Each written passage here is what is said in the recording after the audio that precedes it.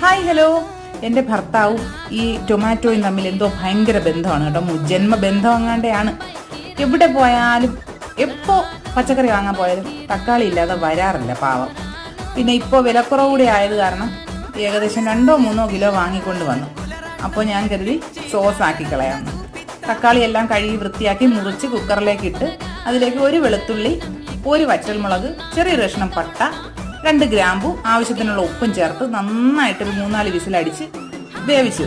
പിന്നെ അതിനെ മിക്സിയിലിട്ട് അരിച്ച് പാത്രത്തിലേക്ക് ഒഴിച്ച് നന്നായിട്ട് കുറുക്കിയെടുക്കുക. കുറച്ച് 1 ടീസ്പൂൺ നാരങ്ങ നീരും ആവശ്യത്തിനുള്ള ഉപ്പും 4 ടേബിൾ സ്പൂൺ പഞ്ചസാരയും ഒക്കെ ചേർത്ത് നന്നായിട്ട് കുറുക്കി കേട്ടോ. നന്നായിട്ട് പൊട്ടിത്തെറിയും കോലാഹലങ്ങളും ഒക്കെ ഉണ്ടായിട്ടുണ്ട്.